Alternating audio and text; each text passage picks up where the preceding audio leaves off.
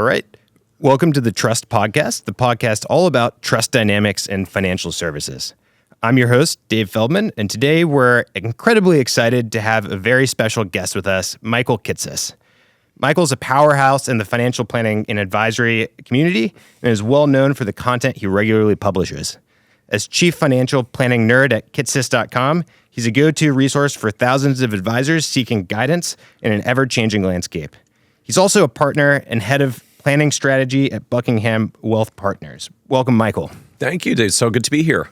Great to have you. So appreciate you coming in early on a Wednesday morning. Know that the other spot you offered us was a Friday afternoon, evening. So realize now maybe I was able to have a drink with you or something like that if we made that slot work. But if you can tolerate me after this podcast, maybe you can make it happen another time. Yeah, get some good breakfast at least. So a lot of our audience knows your content really well, and they are familiar with all that you publish, but ultimately not necessarily familiar with your background. So how did you first get into the financial industry? So my path into the industry was very indirect. I was a psychology major, theater minor, pre-med student at a liberal arts school that basically figured I didn't want to do theater or psychology or medicine, and then was graduating and needed a job. And so I fell into the industry by like the most indirect of connections.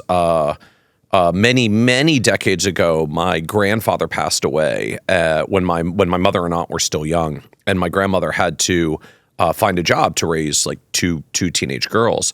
And so she got a job as a secretary assistant for a life insurance agent back in the 1960s. And so she worked in that job for many years as her daughters grew up and went to school and got married. And so when my mother got married to my father, the wedding gift that my grandmother's boss, the life insurance agent, gave his secretary's daughter getting married was a life insurance policy for the new husband, of course, qualifies contract for the year. And so my father had this life insurance policy from the early 1970s when he got married as a gift from my grandmother's boss as a marriage gift. And so 20 plus years later, the gentleman had long since retired and left the business. My grandmother was long since retired. My father still had this life insurance policy. And my father got a phone call from the life insurance company because he was now what's known in the industry as an orphaned policy with no agent attached. He got a call from the local life insurance agency that said, we'd love to come out and do a review of the policy. You've had a policy with us for 20 plus years. No one's looked at it. So my father said, sure, come on out.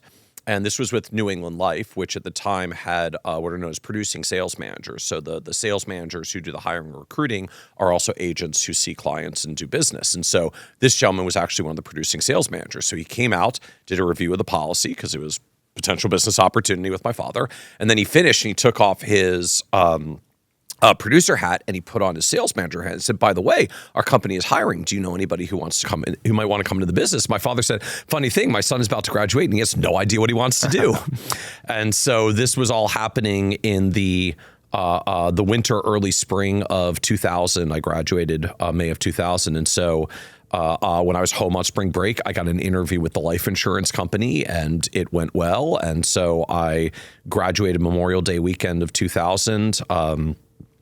Graduated on Saturday, packed everything I owned on Sunday, drove home on Memorial Day Monday, and reported for work Tuesday morning after Memorial Day in the insurance side of the business. And that's how I landed here, because my grandmother's boss gave my father a wedding gift of a life insurance policy almost 50 years ago. Wow, it's funny. I feel like a lot of people actually end up getting into something right when they graduate school, and they just keep on going down that track. And it sounds like that's what happened with you. Yeah, but with no connection to what I was actually studying. I just figured out those were the things I didn't want to do after college. Yeah. What was the life insurance industry like in the year 2000? So 2000 in life insurance was still the tech crash was just barely starting to unfold. It hadn't really gotten underway yet. I started in May of 2000. The peak was in April, but We didn't really know it was the peak at the time. We just thought it was a pullback for the next bajillion percent that the market was going up. And so everything was incredibly stocks equities oriented at the time. If you ran projections on investments, you were putting 12% returns in for stocks, and that was viewed as kind of conservative because they'd basically be doing 15% a year for the past 20 years since the early 1980s. But, let's keep it conservative and only project 12. And so what that meant in practice was, particularly in a life insurance context, variable universal life was the thing. You buy a universal life wrapper, you buy the stocks inside of the universal life wrapper, you get all the returns of the stocks, but it's all tax deferred. You can make changes inside the policy. You can eventually loan it out tax free. And that was the pitch. And so when I came into the industry, it was all variable universal life insurance. And because I was at the New England, they had a particularly strong disability insurance policy for physicians. And so in practice, it was variable universal life and call on physicians for disability insurance. And like that was the business. That was what every single one of the agents in that office did. Gotcha. And what did they have you actually doing? Were you going out and trying to find new business with physicians? Were you? Yeah, I mean, this was still the cold calling era. We did not have do not call list was not in place yet. So this was a cubicle cold calling job from the start. You could cold prospect or cold knock or something if you were so inclined. I'm a fairly raging introvert, so cold calling was bad, but cold knocking was worse. So I was definitely choosing the cold calling path as the lesser of two evils at that point. But I unlike some people that come in the business, I had no natural market. Like I had no existing network of people that I could call on and do business with as a 22-year-old coming into the business. So it was all going out cold. Wow. And coming from a liberal arts background, you're studying intellectual things, going into a world where you're dialing people that you don't know on the phone, trying to sell them a life insurance policy. How was that for you? Was that a big adjustment? It was awful. It was awful. It didn't go well, and I basically failed that end of the business. Again, like being an introvert and not necessarily sales inclined or sales background, like it was a horrible fit for me. My sort of dumb luck in the industry. So I was an office of 20-something insurance agents that were all selling variable universal life and disability insurance. And most of them did it in, I'll just call it the fairly traditional life insurance sales way at the time, which was just kind of Nick Murray's game of numbers. Like just keep calling on people and asking people. And the faster you get through the no's, the sooner you get to the next yes. And everybody just plowed through the denial and moved forward. And there was this one guy who I happened to end up like mentoring under and sidekicking with, named David. And David was a little bit different. David actually had his CFP marks. Everybody else was either a CLU only or had no designations. David had kind of all the designations back then, CFP and CLU and CHFC. And he had a little bit of a different approach. He would go out to clients and say, let me do a financial plan for you. And I'm just going to go through your full financial situation and understand all the things that are going on in your financial life. And then I'll provide you some recommendations for whatever you need. Maybe sometimes it turns out to be life insurance, but it could be 529 plans. It could be rollovers for retirement, lots of different opportunities. And I looked at it and watched it as David was doing this. And also all I could think is, this just seems easier. Like to ask them what they need and then give them that instead of just pitching VUL to every human being you meet on the street until you eventually find one that doesn't say no. And so that was my first introduction to the financial planning side of the world. And as I thought it was pretty neat, and having a little bit of a numbers quantitative background, I was like, okay, like the number stuff's sort of cool with it as well. I like the analysis stuff. But this was still ultimately a life insurance office that was all about life insurance sales production, and I wasn't getting any done. And so after a year, I went to the general partner and I said, I think this financial planning thing's going to gain momentum. Can I be the financial planning guy in the office? Like, you're trying to get more of your agents to do some financial planning. We'll just silently say, like, they're a lot better at sales than they are at doing the numbers on the computer. I'm really good at the computer things. Like, can I do that?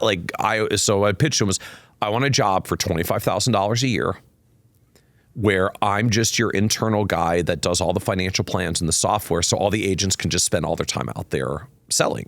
And like, more plans will get done, they'll find more sales opportunities, and they don't have to spend time doing the thing that we all know they're not very good at anyways.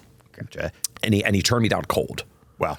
And he said, He was a very traditional life insurance sales guy, going all the way back to door-to-door life insurance sales in the 1960s and 70s.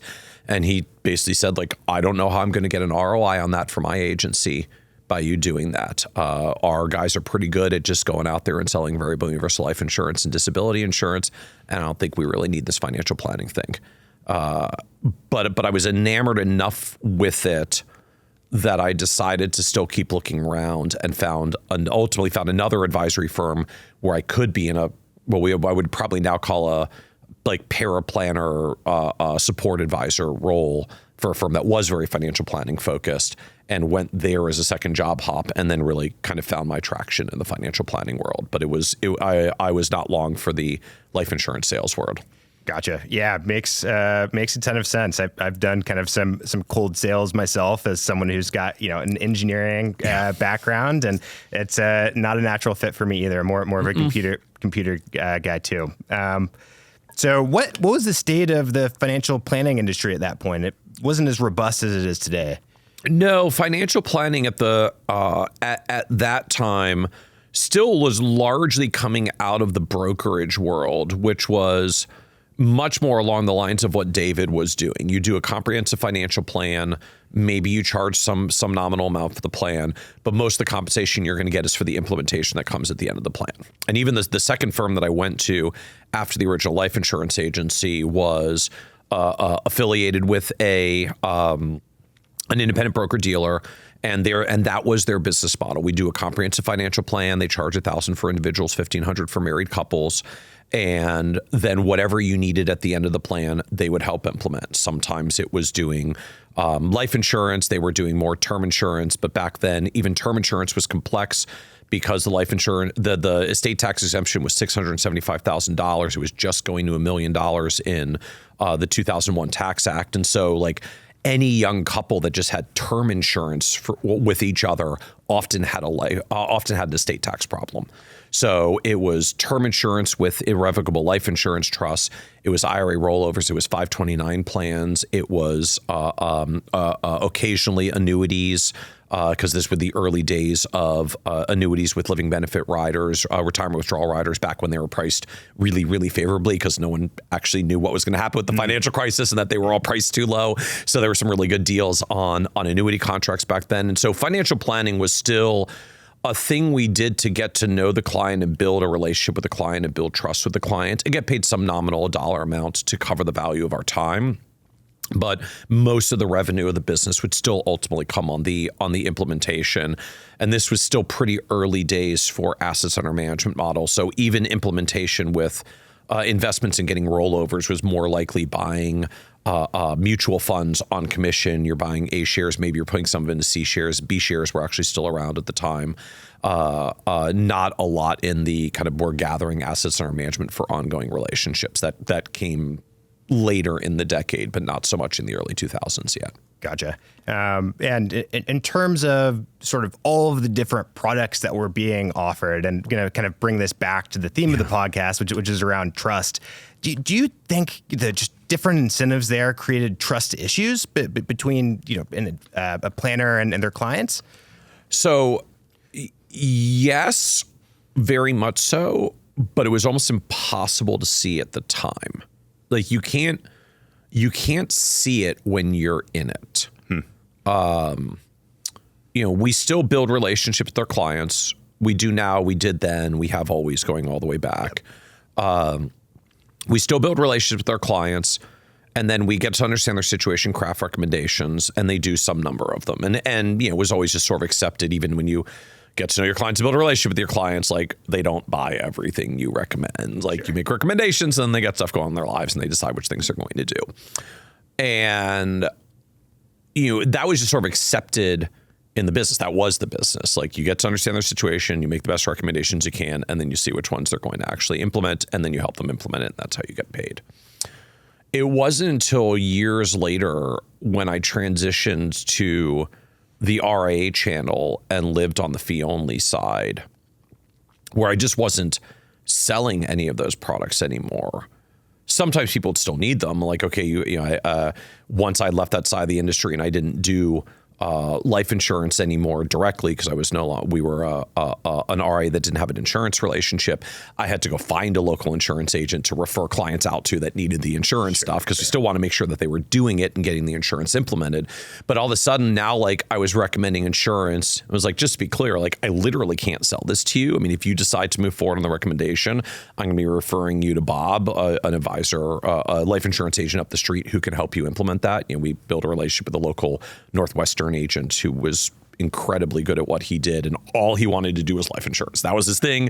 He'd been doing it for 30 years. He was really, really good at it. And so it was like, great, we're going to do all the planning and investment relationships. You can implement their insurance because I've written enough insurance apps that I didn't want to do anymore anyways. And when we would have these conversations and like I would make what I felt like was the same recommendations that I'd always made, whether it was on the investment side or the insurance side, and all of a sudden it was like, my clients implement the insurance recommendations more now than they did then.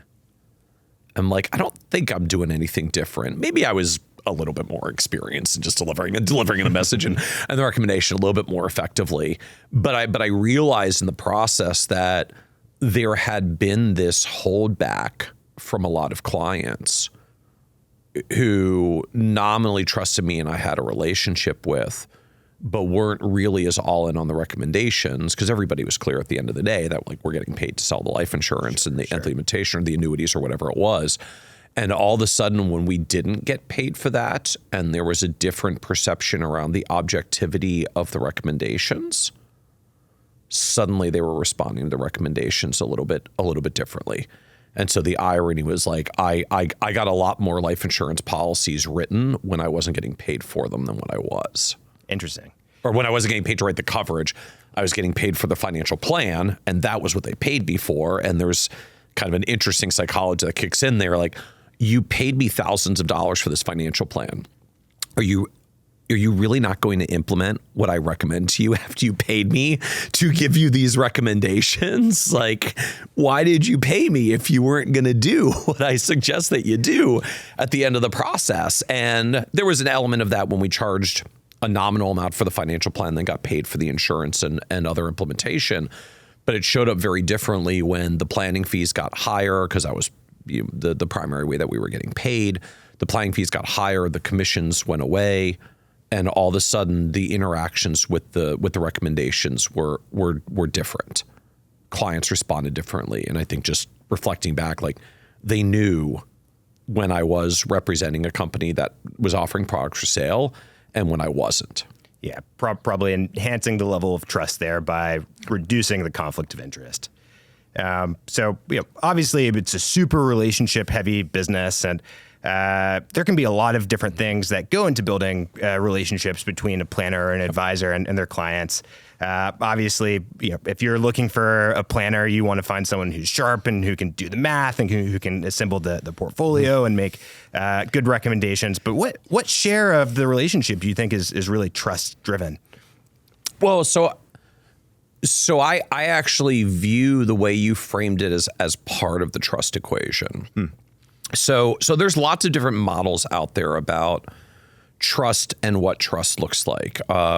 You get the fiduciary regulatory framework, which essentially says advisors have two primary obligations: a duty of loyalty, act in the client's best interest, do the thing that's right for the client, and a duty of care, which essentially is give advice in the areas that you know what you're doing and don't give advice in the areas where you don't know what you're doing. You have an obligation to act in your zone of competence, right? And it's similar for basically all recognized professions, right? Doctors have a Hippocratic oath to do no harm to their patients, and then they have to act in their zone of competence. So like if you're a knee doctor, you can operate on knees. You're not allowed to do brain surgery. You might be a doctor, but you don't really know brain stuff. If you screw up on my knee, that's an acceptable risk. If you screw up on my brain, you're going to get sued out of oblivion because you're a knee doctor, not a brain doctor. And so there's this dimension of, our alignment of interests. And do I know what I'm talking about? Am I giving advice in my areas of expertise? And when you look at a lot of the trust research that's out there, that kind of theme shows up all over the place. Herman Brody has done some interesting work on this, and he frames the two dimensions of trust around warmth and competence. which kind of gets back to the same thing. Warmth is my ability to establish the relationship, show empathy, that you feel a connection, that I actually understand your circumstances and what you need, and am providing recommendations based on your actual needs and not what I've got to sell and get paid. And then there's a competency dimension, which is the expertise, the duty of care. Right? It's a different labels for the same framework, but I think warmth and competence rolls off the tongue a little bit better than duty of loyalty, duty of care, and the legal jargon. But when you look at it from that end, right, it really does mean there are two dimensions for this. You know, if I'm great at the relationships and I'm great at the connections, and I always act my client's best interests to the extent that I possibly can, and I don't actually have the knowledge and training and education to be a financial advisor, I cause mass harm. I do it through sheer ignorance. I just literally make wrong recommendations because I don't have the knowledge and training to make the right one. Now, I'm not doing it because I'm greedy, and I'm not doing it because I'm making the commission, and I'm not doing it for the money. I might be doing it for all of the absolute right reasons. But if I'm not actually competent in the domain, I just cause a lot of harm out of ignorance. Now, our industry is focused a lot on the other end, which is I might have a high level of competence, but I'm not necessarily acting in your best interest, and I'm doing it to make the money for me and not for you. And so our industry talks a lot about conflicts of interest and compensation models and the rest. But I really do think it is an element of both in a way that that our industry doesn't seem to always appreciate. There's a lot of people that grew up in the relationship world that said, like, you know, as long as you got the good relationships, you can get business done. Like, you don't, you know, you don't need the CFP marks and the rest. That's for the losers that can't get out there and just sell and find new business. And then you get people on the technical end who are brilliant technically and will give the most amazing, accurate advice they possibly can, except they have no one to give advice to because they have no clients and no relationships, because they're not succeeding on the warmth end, on the connection end, on the building relationships end. And so I really do think of it as a two-dimensional model, and that eventually we have to learn the capabilities of both. Some of us have a little bit more of a leaning one way, like maybe I'm good technically, so I got to work on the relationship end, or I'm just naturally really good at the relationship end, so I got to study up on the technical end. But I really do think you need both just to be an effective practitioner. And from the trust end, from the client end, you know, if you're really nice but you don't know what you're talking about, clients eventually suss that out. And if you're really sharp and you have terrible bedside manner, that usually gets noticed in about 5 seconds. So you really do need both to be effective. Otherwise, one part or the other shows up as a gap, and it means clients are less inclined to take the recommendations when you give them. Gotcha. Yeah. Makes complete sense. And I really like how you frame that, just in terms of there being the warmth aspect and the competency aspect, and both of those play into trust. So, Michael, talked a lot about the trust dynamic between advisors and their clients, but I think that, you know, these days there are all sorts of vendors that support planning and advisory businesses out there. What would you say, you know, the level of trust is between that vendor ecosystem and the businesses that they serve? So, I mean, ironically, I think you can still take that back to like Brody's warmth and competence kind of framework. So, I think there's an aspect for any business that out there, but particularly in our space, that like they have to show they're competent. They can do what they're due. The software does what the salespeople say it does. That Sure. You then wonder whether it's really going to do that when you buy it. Right? That's like forever the challenge for our advisors or anyone that's buying software, buying technology. You know, there is, I think, a challenge for newer companies when they come into the space, because it's like, well, you're new around here. Are you any good at what you do? Like, who knows yet? I got to find someone else that's used it, except if we're all waiting for someone else who's used it, no one has used it, so we can't figure it out. So, you know, we look to the early adopter advisors, because there is some segment of people that love to try new things and bring it into their practices. Like, what are the early adopters saying? Let's get a sense of it. So, you know, there is a competency aspect, which shows up in everything from, does the software really do what it says it's going to do, and is this company going to be around in a couple of years? Because advisors in particular, we do not like changing software. We change tools very, very rarely. I mean, we even do research on this from the Kitces platform. We publish an advisor technology study every other year that looks at a wide range of trends around advisors adopting technology, and we find most advisor technology has like a high single-digit switch rate. So like advisors change, about 6 to 8% of advisors change their CRM systems in a particular year, which means if you do the math in the aggregate, that means on average, only like 1/12 to 1/16 of advisors are actually changing their CRM system in any particular year, which means in the aggregate, like the average advisor keeps their CRM system for about 14 years, give or take a few. And that's not uncommon for most advisor technology. Almost everything has switch rates under 10%, which means even the software we change more actively, we still change no more often than once a decade. And a lot is less frequent than that. Now, obviously, small subset of early adopter folks that like trying new tech all the time, but most of us keep tech for a really long time. We don't like to change, which means we really want to understand, like, does it really do what it's going to do? Is it really going to be around? Like, just those issues do crop up.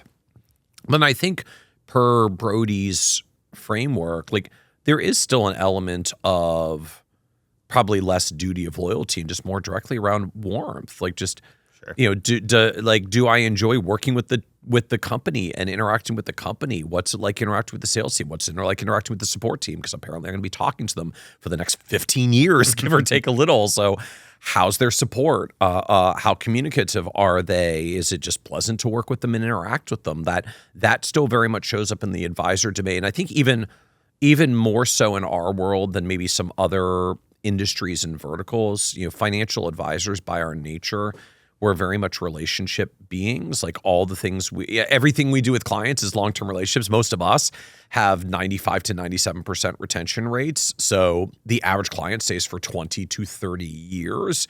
So everything we do in our businesses is very built around long-term relationships. And so we tend to come with the same mentality to the vendors that we work with as well. So, an advisor just doesn't come saying like, can your software do what it's supposed to do? It's like, can your software do what it's supposed to do? And are you likely still doing it in the 2040s? Because that's the next time I'm expecting you to make a change. And the plus and minus of that is, it means vendors that serve well can really build immense businesses. And we have some incredibly successful technology vendors in our space that have just grown just linearly, continuously for 5, 10, 15, 20 years. And they're still growing as like word gets out. In case you hadn't heard from the first 19 years that they've been successful, they're still around. Maybe you can use them in year 20. You build a huge momentum for that. But the challenge is that means it's harder for new technology vendors to come into our industry. And I mean, we track this a lot on our advisor tech map that we publish as well. It is more challenging for new vendors coming into the industry because trust and relationships take time to build, and we don't switch and move technology very much. And so even some like the consulting work that I do with technology vendors, we have to talk a lot about like, you have to be prepared that building in this industry is much more a marathon than a sprint. Yep. And that's different than particularly how technology gets adopted in a lot of places, where the whole playbook is you find a thing, you find product market fit, then you plow like an immense amount of dollars into marketing and advertising. And you try to go vertical and capture market share quickly because, WhatsApp obliterated all text messaging in the span of like 18 months when it went viral. And that's not how technology gets adopted in the advisor space. We don't change technology as much. We're much slower to build the trust. When we do, we're incredibly loyal and we refer and we stick with companies. So it's very nice once you get there, but it can both be a challenge for new technology coming into the industry. And then sometimes they even joke back to the advisor industry. There's this is why sometimes we can't have nice things, because the nice things come and we all wait like 10 years to make sure it's going to stick around. It's like companies need traction before 10 years. Like if you like the thing, some of us have to try it a little bit faster than this to get it going. And that becomes a planning issue for technologies companies coming into the space as well. Like, are you girding up for more of a marathon than a sprint, even though your investors are telling you you're supposed to sprint everything, because that's not quite how it tends to work in our space. Yeah, makes a ton of sense. And it especially resonates just around advisors being relationship driven. And I think what we've found building in the space is we've got to go out and build a lot of relationships quickly and tap into our networks and tap into our networks.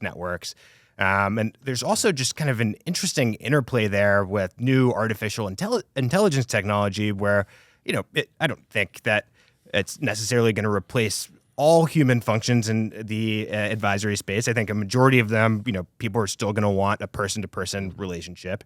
But there's almost sort of a conflict there, between a space where so much of the business is done on relationship and the introduction of a new tool that puts a computer kind of more at the forefront. What do you think of how folks feel about the kind of the new trends in artificial intelligence these days? So AI to me has some really unique challenges in our industry because of the trust relationship dynamic that shows up in our space. So if you imagine for a moment, like coming out of the industry, you need to, you're downtown, you need to get somewhere cross town. It's not pleasant driving downtown. You wish there was an easy way to get cross town. And now there is. Like, you pull out your phone, you hit a button, and a car pulls up to the curb and takes you off where you're going to go. Welcome, Uber and Lyft and the rest. So imagine for a moment, like you're going through that experience. You hit the button, the car pulls up. You walk up to the car, you like open the back door, look into the front to like make sure your driver is the same one on the app. You look into the front, there's no one in the front seat. It's a driverless car. Do you get in the car? Have you been in one of those before? I have not, because they're not here in the DC area yet, right? Waymo and some of the others are doing it in a couple of other cities. But when you look at human behavior around this, because a lot of these apps and others now have been studying like what people do, an astonishing number of people won't get in the car. Yeah. Now some will. New technology, this is cool. I want to see what it's like. I'm going to ride along, right? There's an early adopter group in anything everywhere. But a lot of people don't want to get in that car. It's just kind of weirdly unsettling. Like, if something happens, like this is out of my. I've like surrendered the control of my life to an autonomous vehicle that I'm just really hoping is going to crash and kill me. And for whatever bizarre reason, like, I would literally rather get in the car with an utter complete stranger that I met on the internet through an app 5 seconds ago than let the computer steer the car. And it's because the stakes are so high, right? If the computer gets it wrong, I got no one to blame and I'm gone. At least if there's a driver, they have a self-interest to not die. And that probably means this is going to go okay, because they're going to do whatever it takes to make sure we survive this car ride. And you just sort of kind of take that as implicit until you try a scenario where you move the driver from the situation. And then we see how antsy people are about getting into the driverless car. And a very similar phenomenon then shows up in our advisor space. So, we actually did a poll around this earlier this year. Out to like 1,000+ advisors. You're evaluating a tech company. It says it's an AI solution on its website. Is this good? Is this bad? Or do you just not care? And the answers were almost evenly split, a third, a third, a third. A third of the people said, cool. Like, I want me some AI, right? That's our early adopter group. A third said it's bad. I'm not getting in the car. And then and then the last third basically said, I don't care. Just tell me what you actually do. Like, I don't care that you're an AI-driven blah, blah, blah, blah, blah. Just like, I'll get you to where you're going across town. Great. That's all I really needed to know. Now drive me there. And so there's some interesting implications that come from that. First, it basically means, leading in your marketing that you're an AI solution turns off 2/3 of advisors. Either it's an outright negative or they just don't care because they want to know what you do and they don't care that you're doing, I don't care whether you're doing it with AI or like 10,000 monkeys that randomly determine the solution and make it work. As long as the answer's right and you do what you say you're going to do, I'm good. So AI is actually on the whole a negative from a marketing perspective. And I think it all drives around either trust, I don't trust the AI, or competency. I don't really care that you do AI. Like, I want to know what you do with the AI, and then like tell me if that's useful, and I'll make my own assessment from there. The added challenge that comes up in our space is, particularly as the industry increasingly goes fiduciary, is where as an advisor, my career is on the line that everything happens accurately and appropriately for my client. So if you come with an AI solution that's 99% accurate, and an average advisor might have 100 clients, that means your 99% accurate solution will be guaranteed to get me sued once a year for the rest of my life. Yep. I can't tolerate a 1% failure rate on 100 clients. Like, most advisors try to never get sued once in their lifetime. For many advisors, it can be career ending or at least significantly career damaging to be sued once ever, because that goes on our regulatory records and every client will see it from now on. And so being 99% accurate in an AI solution for an essential function in my business is basically guaranteed to put me out of business.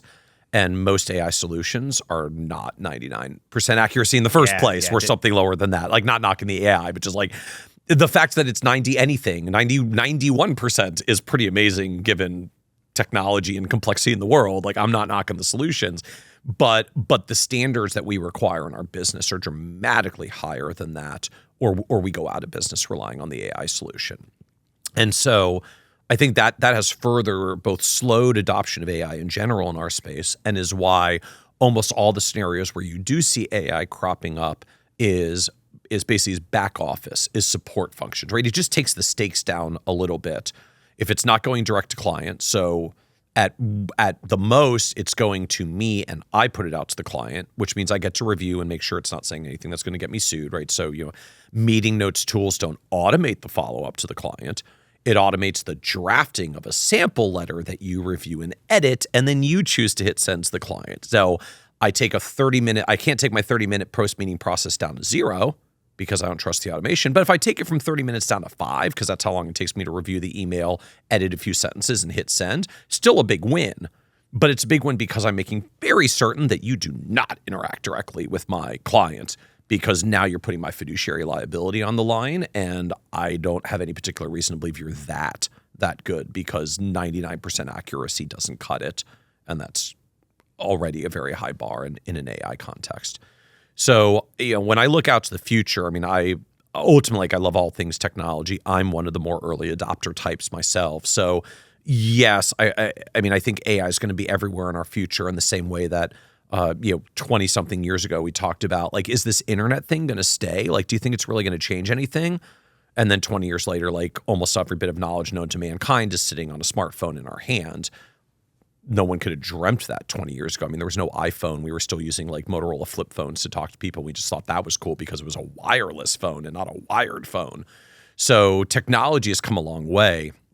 Yet even though the computer's got a bajillion times more powerful and all knowledge known to mankind is available on a smartphone in our hands, advisors are more successful than ever. Yep. The business is bigger than ever. Like, the technology still didn't displace us or replace us.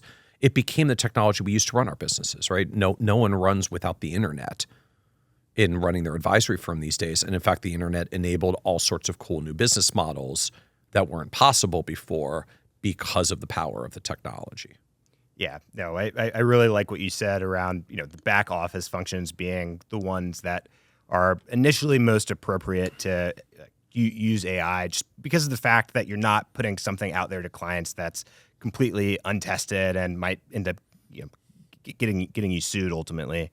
But it's really interesting to think about, how the world might look in 20 years, and really, like, how can these new pieces of technology serve as tools. I think the way that I, as a technologist, think about artificial intelligence is really, in the same way that Excel was developed to be really good at crunching numbers, this generation of artificial intelligence uses GPU compute to be really, really good at crunching words, right? Mm-hmm. And it's not going to get you all the way there, just like you can't rely on Excel to fully build an appropriate model for a client. But it's a really powerful tool. But it's a super cool tool if you know what model you're trying to build and you need something to do some compute work for you, right? That's why so many of us use Excel. And yeah, I very much think about a lot of AI tools in the same way. It's kind of like it's a calculator for words sort of analogy that was out there in the early days when OpenAI was going mainstream. And again, I mean, the reality is, we're such relationship creatures in what we do as advisors. Like, ironically, I think there's a lot of technology companies out there trying really hard to completely automate away things that I don't actually want to automate away. Like, sure. I don't want to automate the communication with my clients because the warmth in the trust relationship, the warmth comes from me. Yeah. it doesn't feel the same when when the computer asks me how my kids are doing because it remembers that I have children, because it cataloged the last conversation we had and documented the children. Like, I want the person I'm working with to ask me how my kids are, and then we'll share kid stories for a while or whatever it is. So, but as an advisor, like, I don't need the technology. I'll make that away. I'm happy to communicate with my clients. I want to communicate with their clients. That's the primary thing that I do. Now, if you can cut me down from a 30-minute email drafting process to a 5-minute email editing process, and you save me 25 minutes per post-meeting follow-up, huge, immense, game-changing level of productivity increase because you didn't automate the task. You expedited the task, but you didn't automate the task. And just, I think, at least in our industry's context, there are things that can be completely automated away, but I think the opportunity is more about expedite than automate. And that's not necessarily how a lot of companies are coming to the table yet. I think they're still figuring that out or realizing that. Yeah, makes sense. And in the AI space, expediting the process as opposed to automating it is called human in the loop. And, think that especially in such, again, a relationship-driven business, there's always going to need to be a human in the loop. But maybe you can help those humans not have to spend time doing the things they don't want to spend time doing. Well, and I know, for a lot from the technologist end, right? Like, human in the loop is a nice way of saying, like, this process is going to be horrifically inefficient because freaking humans are involved.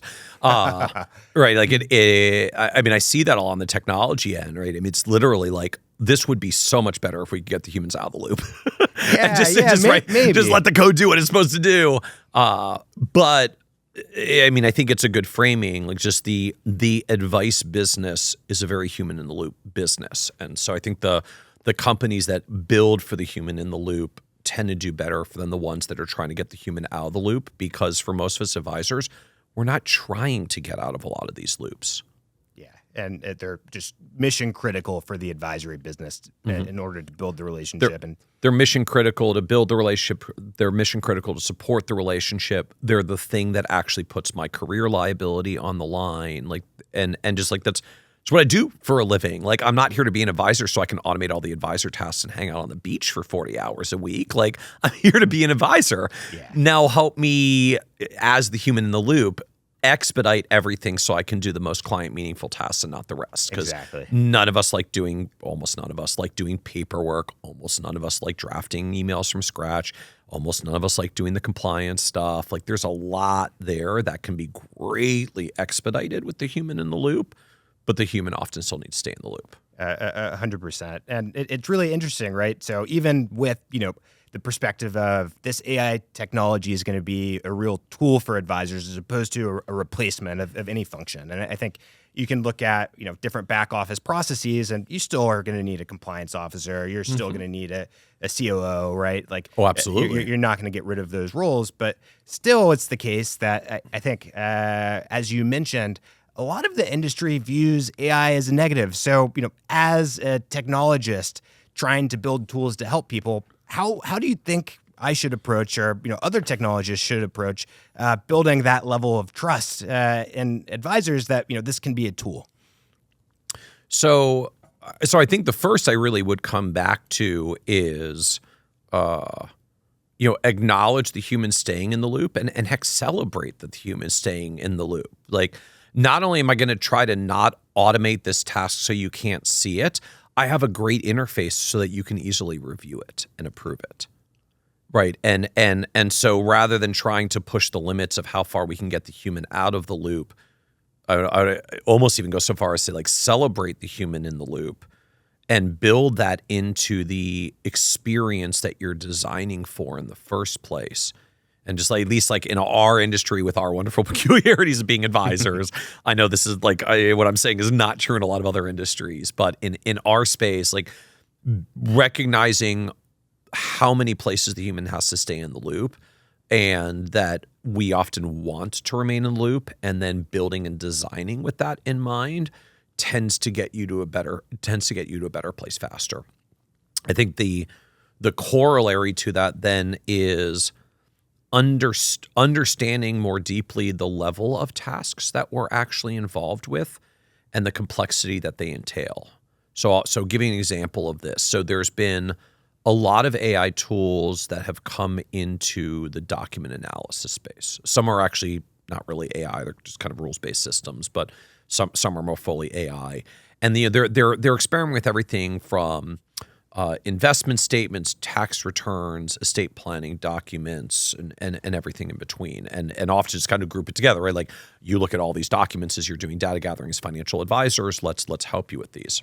I'm like, cool, I get that on face value. But those documents actually have radically different complexity levels, right? If I'm looking at an investment statement, information tends to be very structured in a standardized manner. We're all kind of reporting the same thing. Like just all institutions have to report the same thing. Like I need positions, I need ticker symbols, I need names, I need count of shares, I need dollar value. Everybody formats it slightly differently, but AI is really good at figuring that part out. They're very standardized structured information. So pretty straightforward then to extract, synthesize, and do something interesting with it. Tax returns get a little bit more complex. The information is usually still pretty structured. Thank you, standardized tax reform is an Internal Revenue Service that gives us a standard structure. But often we're not just doing descriptive data. Like investment statements, I literally just need to know what are your holdings and how much do you have so I can plug it into a proposal software and analyze how it's doing. Taxes is often one layer deeper. Like I don't just need to draw out the numbers. I have to apply them in certain ways. So I see your income, but I need to determine your tax bracket and how much room you've got until the next tax bracket, and whether you're about to phase in something based on your income that wasn't actually on your tax return but will show up if you add a little bit more income that we need to navigate around. So the capabilities become a little bit more complex, and suddenly this becomes a little bit less purely driven AI, and some other technical competencies come in. If you go one step further to estate planning documents, something's got to read the actual trust document and figure out whether the lawyer correctly structured the generation skipping exemption allocation to the generation skipping trust.